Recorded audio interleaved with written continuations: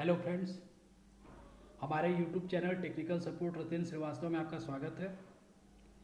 आज हम लोग इन्वायरमेंटल स्टडी और environmental education and disaster management के बारे में, ये दोनों सब्जेक्ट के बारे में डिस्कस करेंगे। और ये दोनों सब्जेक्ट का जो सिलेबस है बिल्कुल एक ही है, हमने देखा हुआ है। और आपके एग्ज़ाम बहुत ही नज़दीक आ चुके हैं, तो आप लोग इसको हमारे चैनल के माध्यम से पढ़िए। और सबसे रिक्वेस्ट ये है कि जिन लोगों ने हमारे पिछला वीडियो नहीं देखा है, वो मेरे प्लेलिस्ट में आपको सारे वीडियो मिल जाएंगे अकॉर्डिंग टू योर सिलेबस। आपके सिलेबस के अकॉर्डिंग सारा वीडियो बनाया जाता है, तो उस पर आप जाके मेरे प्लेलिस्ट में जाके आप सारे वीडियो को देख सकते हैं। और आज हम लोग इसमें एक टॉपिक हमारा छूट गया था एयर पॉल्यूशन में, effect on air pollution on economy and animal. तो आज हम लोग डिस्कस करेंगे कि जो हमारा एयर पॉल्यूशन है, वायु प्रदूषण है, वो हमारे अर्थव्यवस्था, इकोनॉमी, अर्थव्यवस्था और हमारे एनिमल जानवरों पर, जीव जंतु पर क्या प्रभाव डालता है एयर पॉल्यूशन।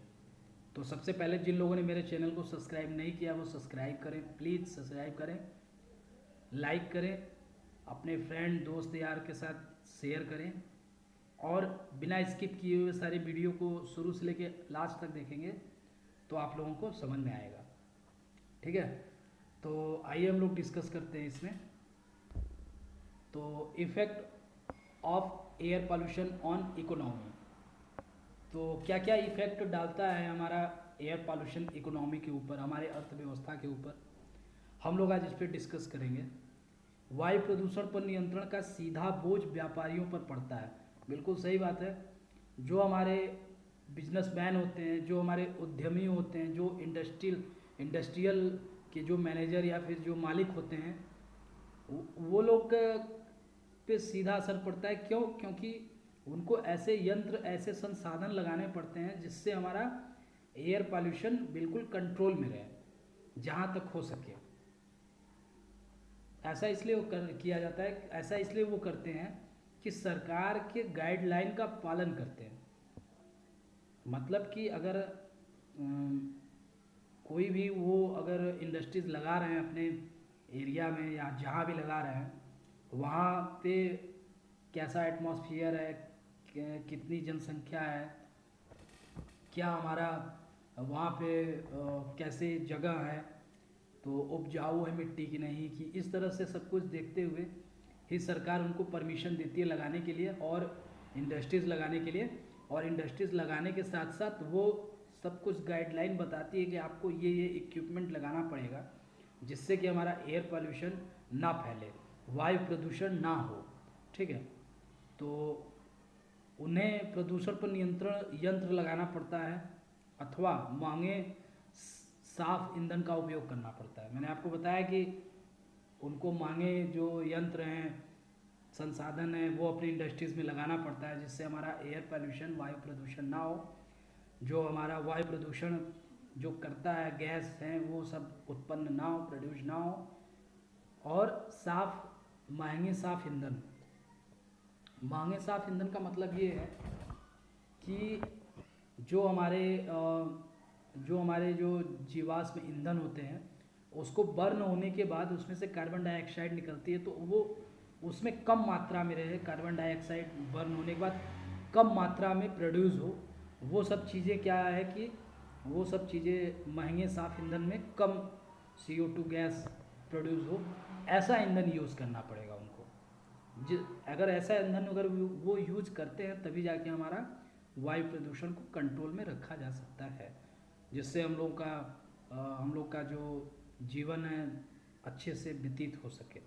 तो ये सब यूज़ करने के लिए भाई जाहिर सी बात है कि किसी भी इंडस्ट्रीज़ को या किसी भी उद्यमी को या बिजनेसमैन को क्या होगा कि महंगा, कॉस्टली आएगा, खर्च आएगा। तो इफ़ेक्ट यही सब है। हम अब वायु प्रदूषण को नियंत्रण के लाभ और हानि का आकलन करते हैं। अब होने के बाद, जब ये सब इक्विपमेंट लगाने के बाद, अब हम लोग इसका आकलन करते हैं लाभ और हानि का।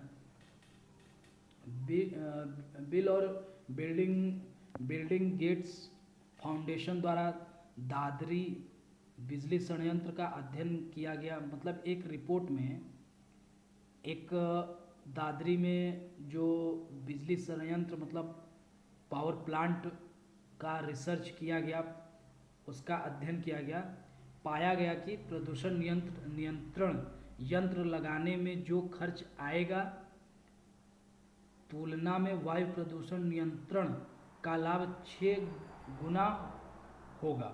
कहने का मतलब है कि जैसे जो हमारा दादरी में जो पावर प्लांट था उसका हम लोग अध्ययन किए, तो अध्ययन में ये पता चला कि जो वायु प्रदूषण यंत्र लगाने में जो खर्चा आएगा उसकी तुलना में वायु प्रदूषण नियंत्रण में हम लोग को 6 गुना लाभ होगा।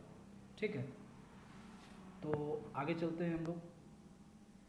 विश्व के 20 सबसे वायु प्रदूषित शहरों में से 14 भारत में हैं। विश्व के जो सबसे 20 वायु प्रदूषण शहरी क्षेत्र हैं उसमें से सिर्फ 14 हमारे इंडिया में हैं। वो बहुत ज़्यादा है, नंबर ऑफ ज़्यादा शहर हमारे इंडिया में ही है। इनमें कानपुर विश्व का सर्वाधिक प्रदूषण शहर है। ये एक रिपोर्ट में पता चला कि विश्व का सर्वाधिक प्रदूषित जो शहर है वो हमारा कानपुर है। हमारी इस दुरित परिस्थिति के पीछे का कारण यह है कि वायु प्रदूषण से भारी हानि आम जनता को हो जाती है। अब इससे इस दुर्व्यवहार की परिस्थितियों के पीछे हमारा जो ये हुआ कि भाई इससे क्या होगा कि आम जनता को हमारे बहुत ज़्यादा हानि मतलब बहुत ज़्यादा लॉस हो रहा है। ठीक है, जबकि वायु प्रदूषण फैलाने में न्यून लाभ चुनिंदा व्यवसायियों का है। मतलब कि अगर वायु प्रदूषण अगर इंडिया में देखा जाए तो न्यूनतम लाभ हमारे चुनिंदा जो व्यवसायी है उनका है। अतः व्यवसायी पर न्यूनतम लाभ के लिए वायु प्रदूषण का विस्तार करते हैं और भारी जोखिम आम जनता भुगतती है। कहने का मतलब है कि जो छोटे छोटे हमारे व्यवसायी हैं, जो इंडस्ट्रीज, जो मैनेजमेंट व्यापारी हैं, बिजनेसमैन हैं, वो लोग अपना न्यूनतम लाभ के लिए हमारा वायु प्रदूषण बहुत प्रदूषित कर देते हैं और इसका जो खामियाजा भुगतता है वो आम जनता इसका खामियाजा भुगतता है। आम जनता इससे परेशान होता है, उसको बहुत ज़्यादा प्रॉब्लम होता है, हम लोगों को बहुत ज़्यादा प्रॉब्लम होता है। ठीक है, हमारे स्वास्थ्य के ऊपर, हमारे एनिमल पे, जीव जंतु पे वायु प्रदूषण का बहुत बुरा प्रभाव पड़ता है। ठीक, effect of air pollution on animal. अब एनिमल में क्या क्या चीज़ें, हमारे जो एनिमल हैं, जो हमारे जीव जंतु हैं, उनमें क्या क्या चीज़ें, क्या इफेक्ट होता है एयर पोल्यूशन से, आज हम लोग उसको डिस्कस करेंगे अभी। तो राष्ट्रीय राजधानी क्षेत्र में बेतहाशा बढ़ते प्रदूषण में पशु पक्षी का सुख चैन छीन लिया है। इसमें बेचैनी बढ़ रही है, उनमें बेचैनी बढ़ रही। भाई कहने का मतलब है कि जो हमारे राष्ट्रीय क्षेत्र हैं, जो अगल बगल के एरिया हैं, दिल्ली के अगल बगल के जो एरिया हैं, उसमें बेतहाशा धड़ल्ले से जो है कि हमारे प्रदूषण को बढ़ावा दिया जा रहा है। तो उसमें क्या है कि उसमें जो हमारे पशु हैं, पक्षी हैं, उनका सुख चैन एकदम छीन लिया गया है और उनमें बेचैनी बढ़ रही है। तो इसमें देखिए हमारे दिल्ली की सरकार ने क्या बोला था कि भाई ऑड और इवन का जो सिस्टम लागू किया गया था वो हमारे एयर पॉल्यूशन को कंट्रोल में लाने के लिए लागू किया गया था। ऑड और इवन कि कुछ गाड़ियाँ ऑड नंबर में चलेंगी कुछ दिन और कुछ गाड़ियाँ इवन नंबर की इस दिन चलेंगी। तो इस तरह से चलाने का पर्पज़ यही था कि हमारे जो एयर पॉल्यूशन है उसको कंट्रोल में लाया जा सके। बहुत ही बड़ी ये प्रॉब्लम है, इसको छोटे में हल्के में लेने की आकलन हम लोग ना करें तो ज़्यादा बेनिफिट है। उनकी आंखें खराब हो रही हैं, हमारी जो पक्षी हैं, जीव जंतु पशु हैं, उनकी जो आइज़ है उस पर बहुत ज़्यादा इफ़ेक्ट आ रहा है। तो कुत्तों में खांसी और एलर्जी की समस्या सामने आ रही है। अब जो हमारे डॉगी लोग हैं, एनिमल लोग हैं, उनमें खांसी एलर्जी की समस्या आ रही है, और वो एलर्जी और खांसी नो डाउट उनके में आई है तो हम लोग में भी तो आएगी ही आएगी। तो अगर हम लोग किसी भी एनिमल के संपर्क में आ रहे हैं, तो पालतू जानवर वगैरह हैं, तो उनसे भी हम लोग में आएगी। तो इसके कहने का मतलब, हम लोग के कहने का मतलब ये है कि भाई ये सब जो इफ़ेक्ट आ रहे हैं वो एयर पोल्यूशन से आ रहे हैं। और एक बात मैं आपको बता दूं कि अगर आपका स्वस्थ ही अच्छा रहेगा, अगर स्वस्थ आपका अच्छा रहेगा, अगर आपकी लाइफ लॉन्ग लाइफ रहेगी, तो आप अच्छे से कुछ कर पाएंगे, अच्छे से रह पाएंगे। अदरवाइज़ आप परेशान ही रहेंगे। बॉम्बे नेचुरल हिस्ट्री सोसाइटी के सदस्य और वार्ड वाचर एन कुमार सवाल करते हैं, जो हमारे एन शिव कुमार हैं वो सवाल करते हैं, धुंध और धुएं से लिपटे क्षेत्र में पक्षी कैसे आएंगे। सीधी सी बात है, जो हमारे धुंध हैं और धुएं हैं उससे लिपटे हुए क्षेत्र में पक्षी हमारे जो हैं, हमारे जीव जंतु या पशु पक्षी हैं, वो कैसे आएंगे। खुद महसूस करिए, आपके आसपास पक्षी का करलव दिन प्रतिदिन कम होता जा रहा है। जाहिर सी बात है कि पहले जो पक्षी लोग हमारे सुबह सुबह उठ के, जो सुबह में उठने के बाद करलव करते थे, मतलब कि अपना आवाज़ निकालते थे, जैसे कोयल हो गई हमारी, जो छोटे छोटे बर्ड्स हैं हमारे, वो लोग, तो आजकल ये देखने को बहुत कम मिलता है। और वो वहीं मिलता है जहाँ पे हमारे एयर पोल्यूशन बिल्कुल ख़त्म है, ना के बराबर है वहाँ पे। ठीक है, जैसे ग्रामीण क्षेत्र में हो गया, जंगल में हो गया, तो इस जगह पक्षी हमसे ज़्यादा सेंसिटिव होते हैं। सही, बिल्कुल एकदम करेक्ट बात है कि पक्षी जो है, जीव जंतु हमारे हैं, वो हमसे ज़्यादा सेंसिटिव हैं, इसीलिए वो प्रदूषण से ज़्यादा मरते हैं, इसीलिए वो प्रदूषण से, हमारे एयर पोल्यूशन से ज़्यादा उनकी जो मृत्यु दर है वो काफ़ी ज़्यादा बढ़ रही है, और इनकी जो प्रजाति है धीरे धीरे ख़त्म होने के कगार पे आई है। आप लोग देखते होंगे कि जो इस समय एक पक्षी था, गिद्ध, गिद्ध करके था, तो उनकी भी प्रजाति धीरे धीरे लुप्त होती जा रही है। और भी जैसे टाइगर हो गए हमारे, जैसे लायन हो गए, तो ये सब जो धीरे धीरे, कछुआ हो गया, ये सब बहुत ही ज़्यादा इम्पॉर्टेंट है हमारे अर्थ के लिए, हम लोगों के लिए।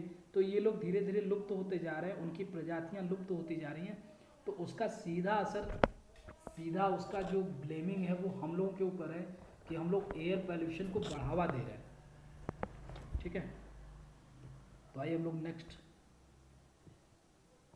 कब मेहमान आएंगे पक्षी। कहने का मतलब है कि जो मेहमान पक्षी हैं, जो हमारे कंट्री से बाहर के जो पक्षी हैं जो आते हैं, बेसिकली साइबेरियन जो पक्षी होती है ना, वो हम लोगों की पक्षी बाहर से आती है पक्षी। अब बाहर से कहने का मतलब है कि हम ये कह लीजिए कि हमारे हिसाब से ऑस्ट्रेलिया वगैरह से आती है पक्षी, तो वो कम आते हैं। वो आने का सिर्फ पर्पज़ यही है कि एयर का दूषित होना, हमारे वायु का दूषित होना, वही चीज़ें हैं। वाइल्ड लाइफ फोटोग्राफी भी करते हैं लोग, वो जो लोग वाइल्ड लाइफ फोटोग्राफी करते हैं, वो कहते हैं कि इस समय साइबेरियन पक्षी के भारत का आने का समय है निश्चित तौर पर। जैसे हमको लगता है कि साइबेरियन जो पक्षी है वो ठंड के समय में आती है ज़्यादातर। तो वाइल्ड लाइफ जो फोटोग्राफ़र हैं उनसे बात हो रही थी, तो उन्होंने ये बताया कि भाई ठंड में आने का उनका समय है, लेकिन वो बहुत कम आ रहे हैं। निश्चित तौर पे ऐसा प्रदूषण में बहुत कम मेहमान दिल्ली के आसपास आएंगे, आ रहे हैं और आएंगे भी। क्यों? क्योंकि हमारे जो एयर है उसमें दूषित कण फैल चुका है। मेट्रो, हाईवे और अन्य निर्माणों की वजह से हम लगातार पेड़ को काट रहे हैं। सीधी सी बात है और सही बात है कि हम लोग एक तरफ विकास को बढ़ावा दे रहे हैं प्लस, लेकिन हम लोग पेड़ पौधों को काट दे रहे हैं, डैमेज कर दे रहे हैं। तो इससे हमारा क्या है कि जो हमारे जो वायु है वो बहुत दूषित हो जा रहा है।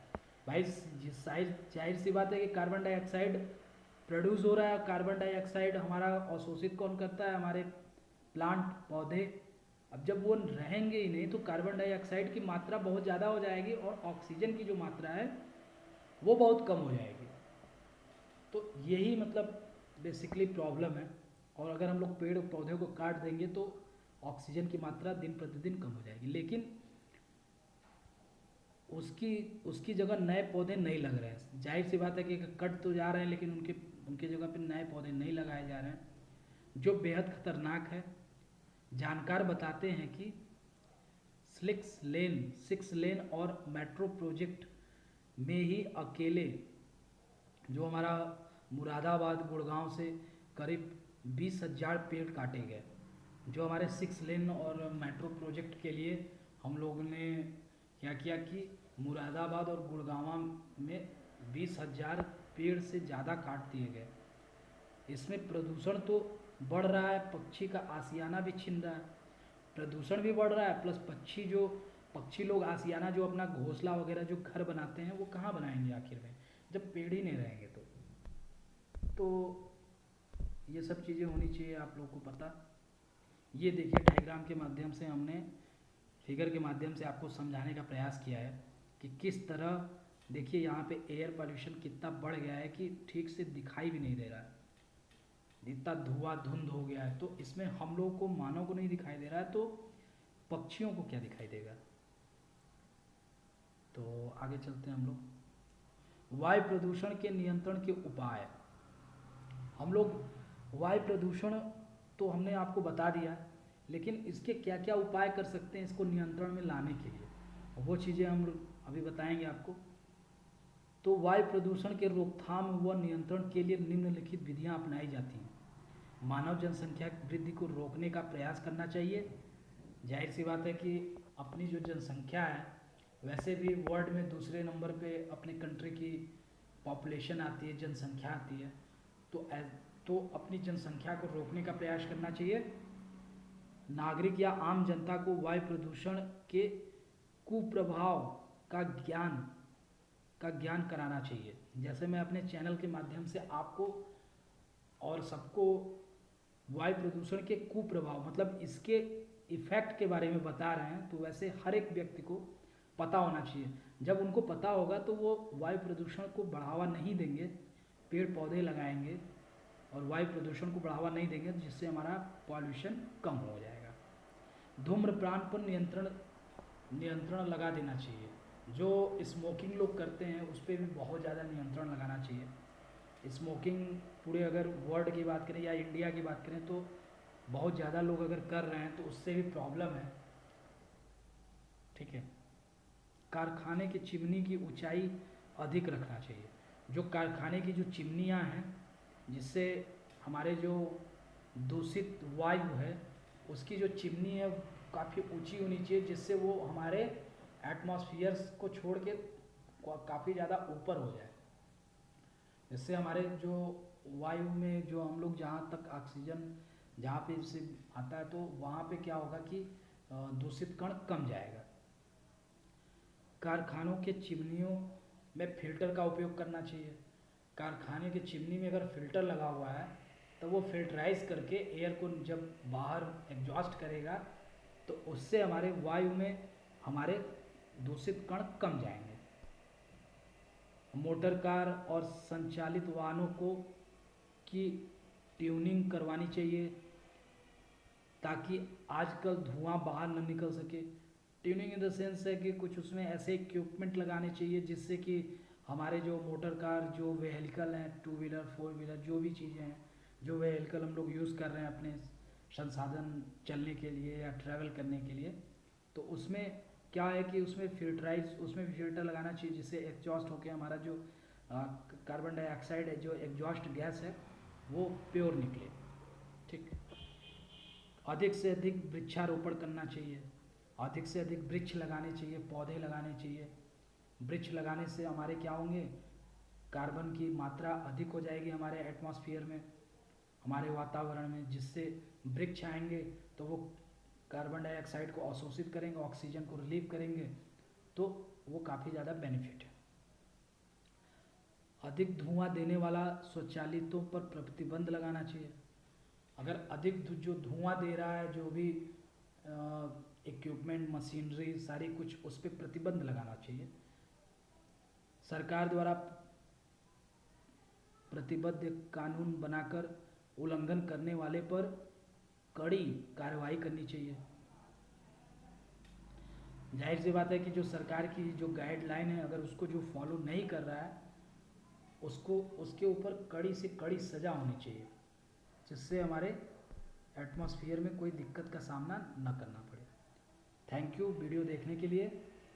अगर आपको वीडियो अच्छा लगता है मेरा तो ज़रूर लाइक करें, बेल आइकन को भी ज़रूर दबाएं, जिससे सारी वीडियो की नई अपडेट आपको मिलती रहे। और आप लोग अपने फ्रेंड लोग के साथ, दोस्तों के साथ शेयर करिए, सब्सक्राइब करिए। Thank you very much.